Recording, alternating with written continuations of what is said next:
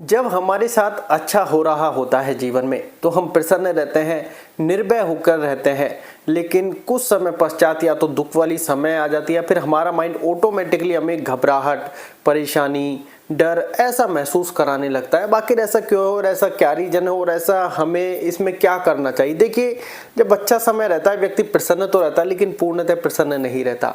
कुछ व्यक्तियों को उस समय अहंकार आ जाता है कि सब कुछ मैं कर रहा हूँ।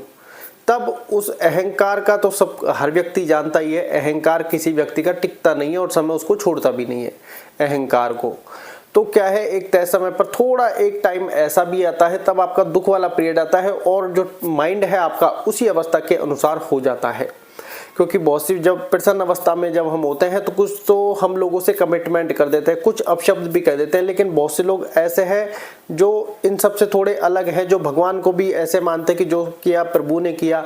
लेकिन हम सब ये भी जानते हैं कि हमारा एक भाग्य प्रारब्ध सेट है, क्योंकि जो हमारे संचित कर्म है उसके अनुसार हमें ये जीवन यापन में जो फल का भोग है वो भोगना भी है और अपने बुद्धि के अनुसार नए क्रियमाण कर्म करते हुए चलने हैं।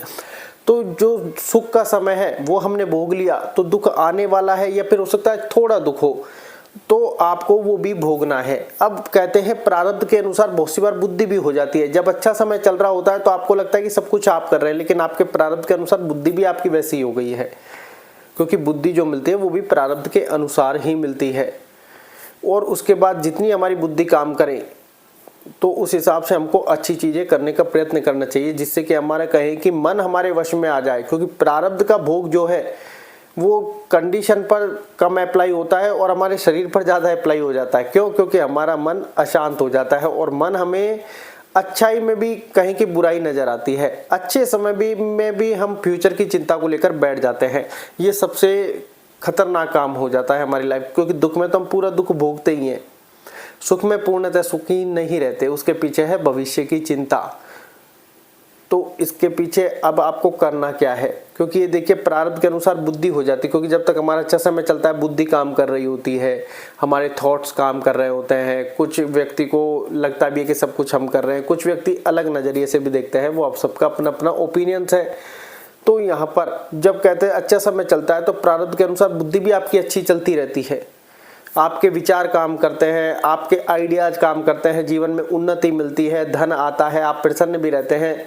लेकिन उसी समय आपको एक काम और करना चाहिए जो मेडिटेशन ध्यान की ओर ले जाता है। उसके पीछे अब कारण क्या है कि आपकी परिस्थिति जब डैमेज होने लगेगी, दुख का वाला थोड़ा बहुत समय आएगा, या फिर आप सुखी हैं लेकिन मन से दुखी हैं, या आपके पास पैसे का अच्छा फ्लो है, मन आपको ज़्यादा परेशान कर रहा है, तो ऐसी अवस्था में आपको मेडिटेशन ध्यान पूर्णतः काम आने वाला है। क्यों?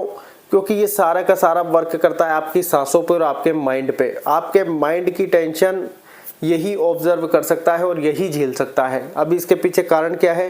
क्योंकि ये आपका माइंड टेंशन की वजह से भारी हो जाता है। अब आपको घबराहट है, अब इस घबराहट किया तो आप टैबलेट्स लेंगे जो आपके लिए और भी खतरनाक होने वाली है। क्यों? क्योंकि साइड इफ़ेक्ट्स होते हैं, फिर वो टैबलेट्स के हम आदी हो जाते हैं। दूसरा, हमें डर लगता है, फिर हमें कहें कि और भी बहुत सारी चीज़ें होने लग जाती है, चिंता सताने लग जाती है, घबराहट है। तो ये सारी चीज़ें मन की अवस्था का कारण है। अब इस मन को ठीक किया जा सकता है मेडिटेशन ध्यान के द्वारा। क्यों? जैसे जैसे आप मेडिटेशन ध्यान की अवस्था में आएंगे, अगर आपको लग रहा है कि मेडिटेशन ध्यान या तो कुछ नहीं है, अगर है तो फिर कैसे इसको जीवन में लाए। देखिए, शुरुआत में अगर आप ज़्यादा परेशान हैं तो एक टाइम आप आधा घंटे एक बार करके देखिए, आपको शायद रिलैक्स फील होगा, आपको एहसास होगा कि हाँ माइंड में कुछ तो डिफरेंट है। लेकिन आपको ये बात भी ध्यान रखनी होगी, प्रारब्ध भाग्य में जो कुछ भी है वो आएगा तय समय पर और आके चला जाएगा, ये बात हम सब जानते हैं।